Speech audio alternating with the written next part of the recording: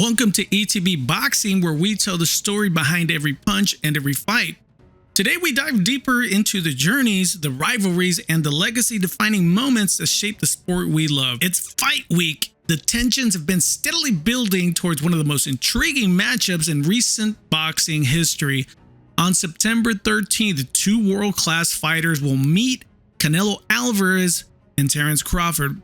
And the questions surrounding this fight go far beyond the belt. And with that, let's take a look at our first ever segment, The Road to the Ring.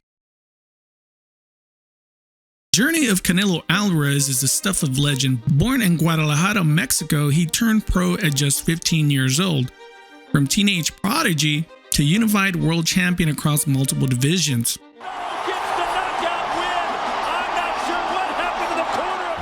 He's carried Mexican boxing on his shoulders for more than a decade. A little bit from some of those shots.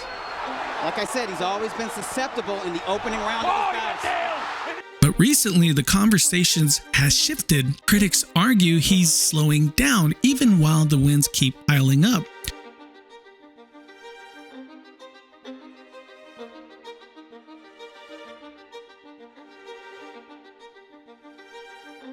Canelo's recent fights, 2021 against Caleb Plant, this was his last recorded knockdown and became undisputed. I think, without a doubt, big left hook.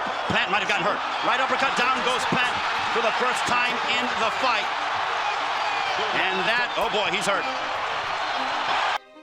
In 2022, he dared to be great and fought light heavyweight champion Dimitri Bivol. However, Dimitri tested to be too much for Canelo.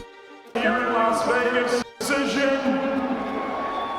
He's still undefeated and still the WBA heavyweight champion. In 2022, he faced Gennady Golovkin for a third time. Canelo clearly won, however, did not get the finish. In 2023, he faced John Ryder, dominant performance but couldn't close the show. Do you like Ryder up against the ropes like this? No, you should be going forward, like Chris said earlier. Oh, and a 1-2, and that just sapped all the strength out of John Ryder. In 2023, Canelo faced Jamal Charlo, clearly won. However, many people believe that he outclassed a smaller opponent. His way out of it with the left counter. And overhand right just before giving out Jamal. Trying to answer power shots as Jamal gets back and lands a big right hand on Jamal. And he has to go to a knee. Jamal took a right hand. 2024, Canelo Álvarez faced his countryman Jaime Munguia. He dropped him and beat the younger challenger, but only by decision. Behind it. Two right uppercuts by Canelo. Three. He's hurt. Munguia goes down for the first time in his career. The power of Canelo is real. 6 fights, 6 wins, except for Bivol, but no knockouts since Plant. Is this still the fearsome Canelo? Or are we watching the slow fade of a legend?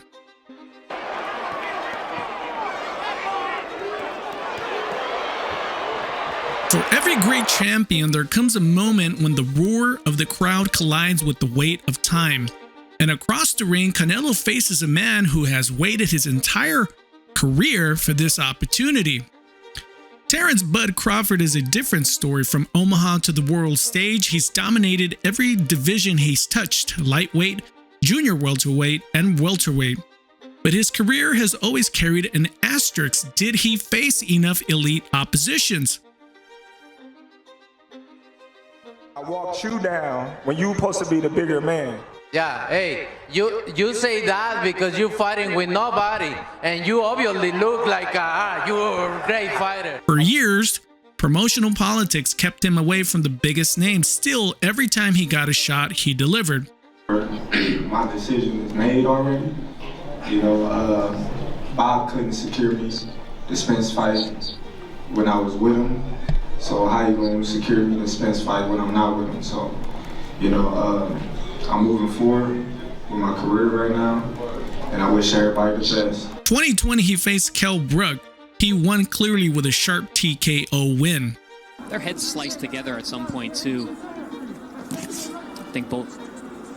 Clash of heads. Here we go again.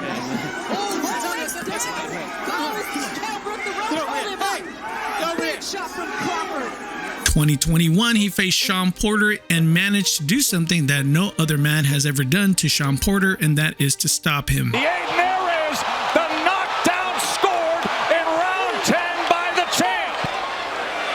Seeing what could be behind that jab.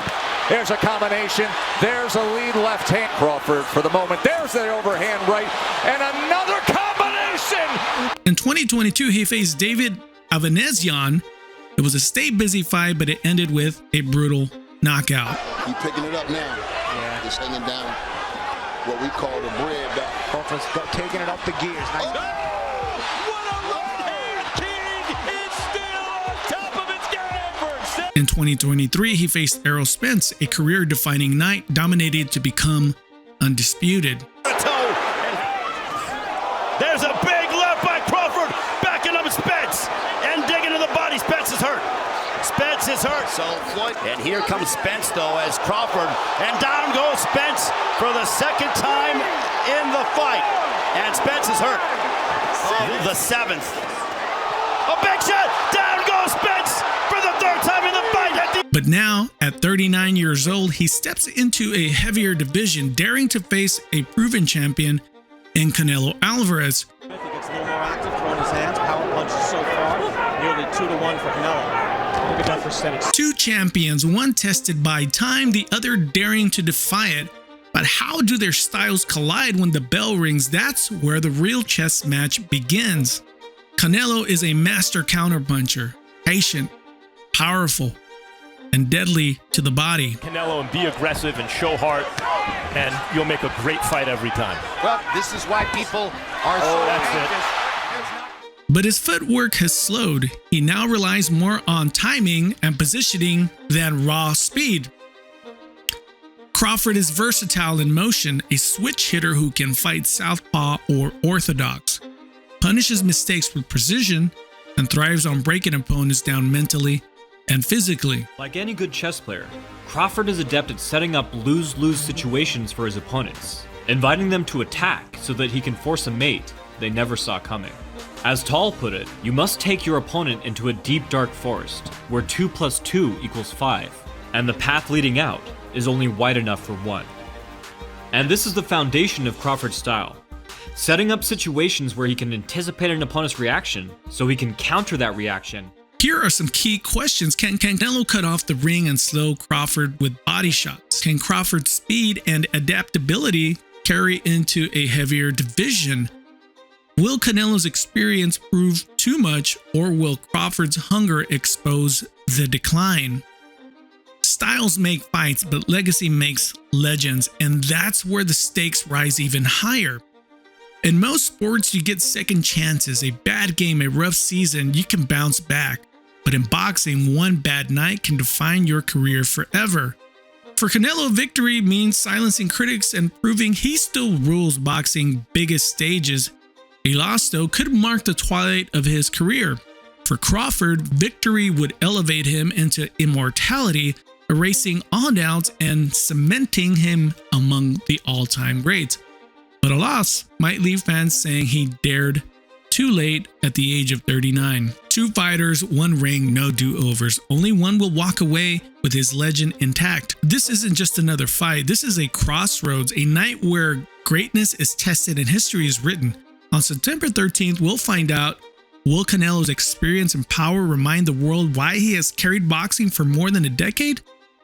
Or will Crawford's hunger and adaptability mark him as the new king of boxing of this era? If you enjoyed the content, click like and subscribe to the channel. We would greatly appreciate it. That's the punch. That's the story. That's ETB Boxing.